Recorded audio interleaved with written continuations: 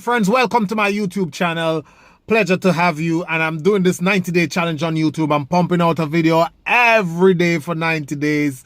I'm kicking my own ass. It is hard as hell, but tell you what, I'm going to do it. That's how you get things done. You break into a challenge. You form the habit. You make it second nature. You make yourself do it. You fight the odds. The lighting might be poor. The timing might be awful, but you never sacrifice execution for perfection. Perfection is type of the excuse that people use to not get started. It won't be perfect. And I always say that the first couple of times, the first year, 2 years, the first 100, the first 7, 25, 30 tries are for you, not for anybody else. Yes, you're trying to serve the world, but you have to own your craft. You got to do it all the time and do it and do it and do it and do it until you get it right, until you find your voice, until you find your rhythm, until you find your thing. That's how it works. That's the way. You got to pay your dues. One of my virtual mentors, Brian Tracy, said that he did 355 free speeches before he got paid for the first one. And that type of beginning rate is common for people who have reached greatness. So I was doing this blog on my my Facebook today that states that the successful person seek remedies while the unsuccessful person seek relief. So the successful person seek a remedy and apply proven remedies, while the unsuccessful person is only looking for relief. You know, that type of attitude that you only move when the doctor says stop, and the type of attitude that makes you only want to go to the gym when the clothes can't fit, and the type of attitude that makes you only want to start your business when the boss pisses you off, when they lay off your friend, when they lay you off. That is just the worst way to live, because you will always find yourself trying to catch up. You don't get motivated. You cannot develop the drive on a good day. You have to be able to get that drive and that motivation and to sustain it both on good days and bad days, showing up every single day. Yes, it's hard, but you have two options, as I was writing in the post. There are two options. You can suck it up and do the hard thing, because even if you stay in mediocrity or average or never reach your dreams, it's going to be hard anyway. Or you can make a decision that where you are is not where you have to be, and you don't have to be stuck living the trifling, dead at 20, 25, 30 or 40 life, the type of life that you're pretty much dead at those age and you're waiting for your funeral to make it official. You don't have to be stuck in that average. You can make that decision and start to move your life in the direction that you want to be. Or you can stay stuck and complain about hard, seeking relief, bound to the comfort zone, listening to the programs and the rules of society, watching other people, comparing yourself to other people, not believing in yourself. Or you can just decide that you're going to do this and get up and go do it. Because it's not so difficult. There are simple steps. It's hard, but it is simple. And hard is everywhere. Whether you do or you don't, it's going to be hard.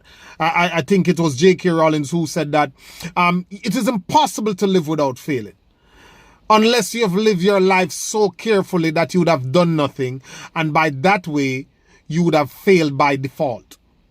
So it's going to be hard either way to break that comfort zone, to do something different. But if it's in your spirit and you can develop that motivation and inspiration to push forward and do it, then you can choose the option that decide on what you want. Decide that you will develop this discipline to cultivate the skills to execute it, to grow and to learn and to take action until you manifest this in your life.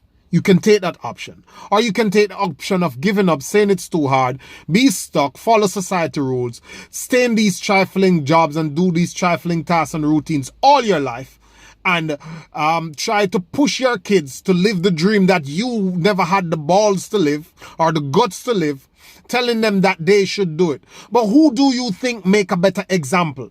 The guy pointing your child to the guy next door for somebody who's successful, or telling them to, hey, look at me, look what I have done. Because you have brought them here and so many people are depending on you. So many people believed in you growing up. But all of a sudden, you have got slipped into this comfort zone that, pay the bills and get by. And through some maneuvers, you're able to inch your way to some form of social status. Although you're burdened and stressed by the trifling work you do and the bills and debts of life, you still run that line, staying as comfortable as you can, not being able to make yourself do anything, to develop any self-discipline, to believe, to have any faith, to have any guts to make some sacrifice, and to deviate from the path that is commonly traveled, and to blaze your own trail. You never get forward because you are bound to these things. So what's this going to be for you? Like, most of us can, but most of us won't. So what are you going to do next? After you listen to me, after you listen to someone else, when it's 5, 4, 3, 2, 1 in 5 seconds, what next? Or are we going to circle the same mountain next year, the year after, 5 years down the road, because we failed to stop right now, decide what it is that we want, why do we want it, commit to the process of getting it, decide that you will pay the price, and work in learning and taking action until you can get yourself there. Because we often come out here and we complain ourselves to someone else's, our beginning we compare to someone else's middle, because we ignore all the struggles they have and start to say, oh, well, that guy have 1 million followers, and that guy has a business, and that guy has money, and he knew people and all that stuff, not realizing that they didn't start that way. So you're comparing your beginning to someone else's middle or someone else's end. People ask me, oh, well, I put this post up and I do this and don't get any response. Well, it doesn't matter. You got to do it until you're going to find other ways. You're going to learn the skill. You're going to stay out there in the trenches. And if you cannot find people around who's going to inspire you, who's going to help you to grow, you go on YouTube, you find 10 good channels. You go on Facebook, you find 5 good groups, and you immerse yourself, and you will attract that type of thing. So if your family's friends, associates, co-workers are not sharing the dream and the vision you have, you don't have to stay stuck feeding yourself that disempowering type of mindset and that disempowering way of living. You can go out there. That's the power of the internet. Go out there, find something that matches what you want to do, immerse yourself in it, pull yourself out of that noise, get yourself away from the world and the way of the world, and understand that if you are to do it, if you are to truly get to any form of happiness and fulfillment, then you are going to have to take the path less traveled. Do what others won't do now so that you can live that like they can't live further down the road. Have a good day. Take the option of going difficult, break the comfort zone, make the sacrifice now so later it can pan out for you and your family. It will be worth it.